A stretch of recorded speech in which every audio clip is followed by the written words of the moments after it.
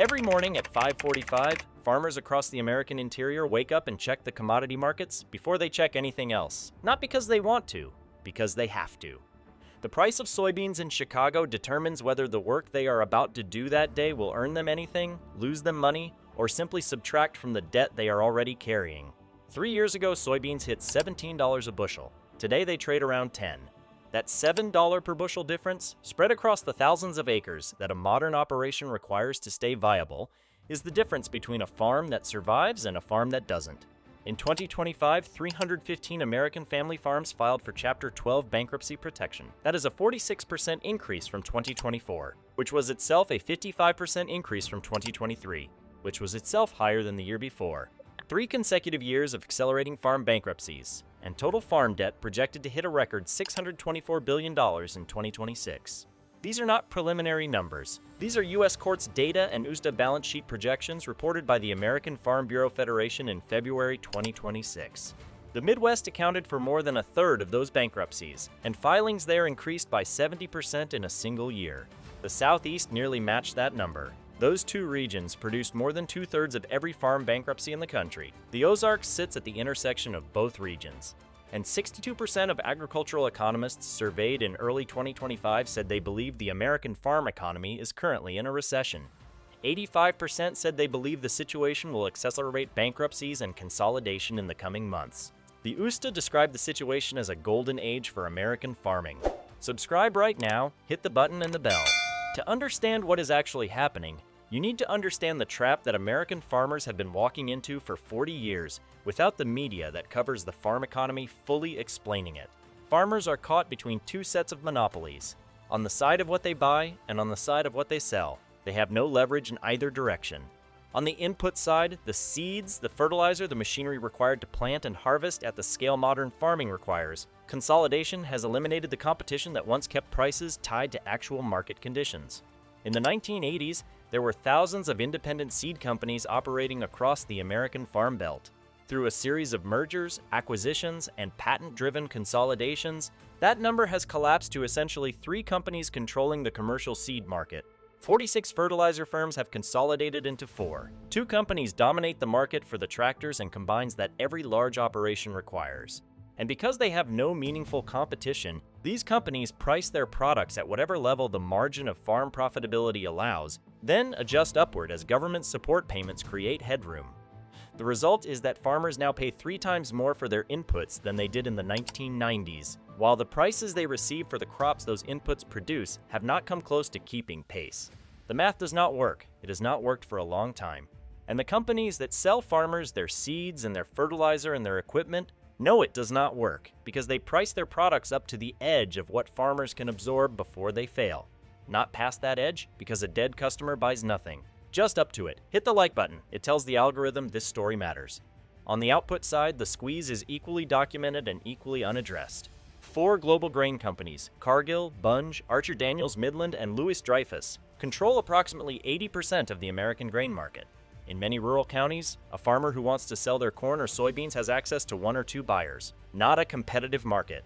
A single buyer who sets the price and whose response to any attempt at negotiation is simple: find someone else or take what we offer. These companies are not American companies in the sense that their interests align with American farmers or American rural communities.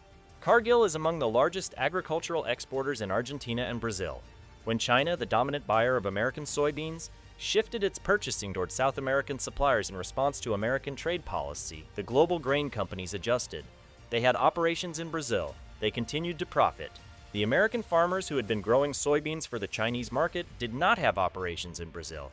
They had land and equipment and operating loans and contracts and the specific crops that the American market had spent decades training them to grow for export demand that was now going elsewhere. The federal aid programs that have been the American political response to this crisis for 4 decades are not a solution. They are a mechanism by which taxpayer money passes through farmers on its way to input companies. Over the last 8 years, the federal government sent American farmers more than $130 billion in emergency aid payments.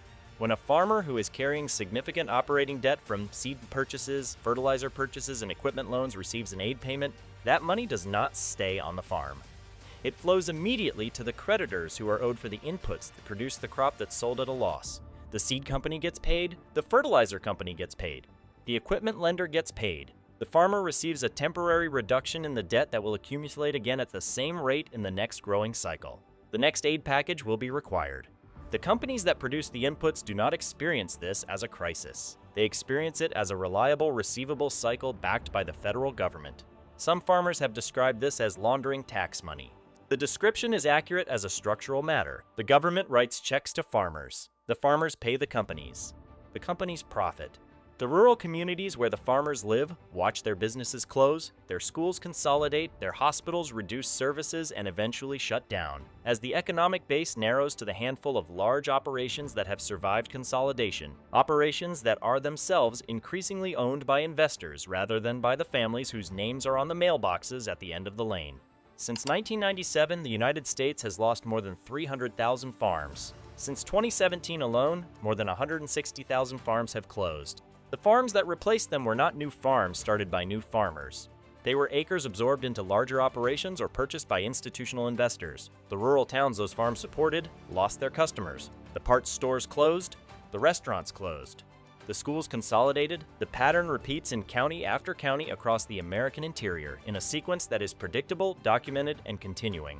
Farm income dropped 15% in 2025, the steepest single-year decline in nearly a decade. Total farm production expenses reached $467 billion. Corn prices dropped 23% to levels not seen since 2016. Interest expenses on farm debt are projected to hit $33 billion annually.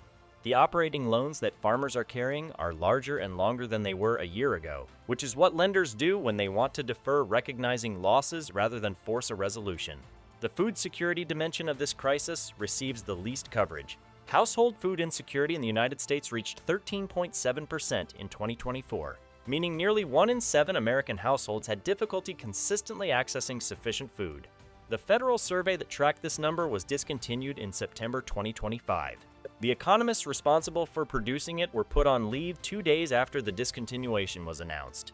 The official reason given was that the report was redundant, costly, politicized, and extraneous. The cancellation came 2 months after federal legislation cut SNAP eligibility for an estimated 2.4 million Americans.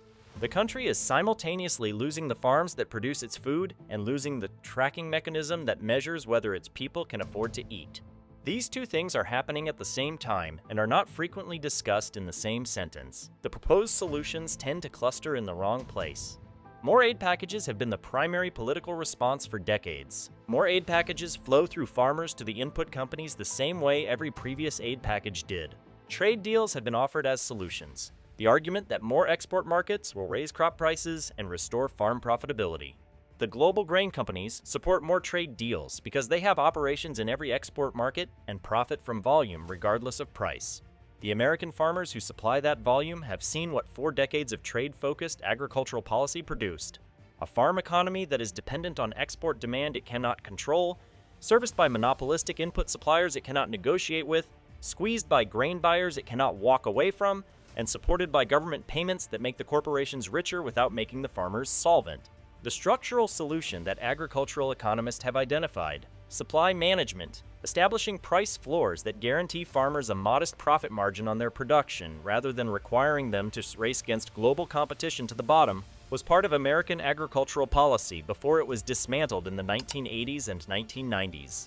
One academic study estimated that a supply management system could have saved taxpayers nearly $100 billion in farm aid payments over 20 years. That money instead flowed through farmers to the input companies and grain traders that profit from the current system. Those companies oppose price floors. They prefer the current arrangement in which government payments subsidize their receivables. The farm crisis in rural America is not an accident of weather or markets or trades policy, though all of those factors contribute to it.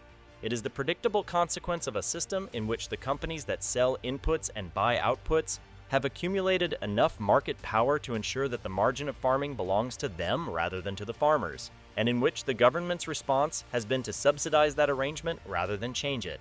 The rural towns that grew up around American farming are experiencing this not as an economic abstraction but as a physical reality. The buildings that used to house businesses are empty or demolished. The schools that educated multiple generations of farming families are closed or consolidated. The hospitals that served rural counties are on the same closure trajectory. The communities are not empty yet. The people who remain understand what is happening in a way that the commodity market analysts in Chicago and the agricultural policy offices in Washington do not. They have watched it happen. They are watching it continue. The Ozarks connection is not incidental. The Midwest and Southeast together produced 2/3 of every farm bankruptcy filed in the country in 2025. And the Ozarks sits precisely at the boundary between those two regions. Missouri row crop farmers, Arkansas soybean growers, Oklahoma wheat producers, all of them facing the same input cost squeeze, the same output market concentration, the same aid to corporations cycle that has operated through every previous farm crisis without resolving the underlying structure. The land that those farmers can no longer afford to operate is the same land that institutional investors and foreign-linked entities have been acquiring through the same shell company structures and limited liability formations documented across the channel's previous investigations. The investment funds do not need the land to be profitable as farmland. They need it to be available as an aquifer access point, as a carbon credit vehicle, as a real asset positioned above a resource whose value will appreciate as the farmers above it cannot afford to stay. The farm crisis and the land buyout story are not separate stories. They are sequential chapters of the same story about who controls the land that feeds the country, and what happens to the communities that depend on it when control shifts from the families who farmed it to the entities that are acquiring it. Subscribe if you haven't. Hit the bell. Drop a comment. Is this happening where you are from?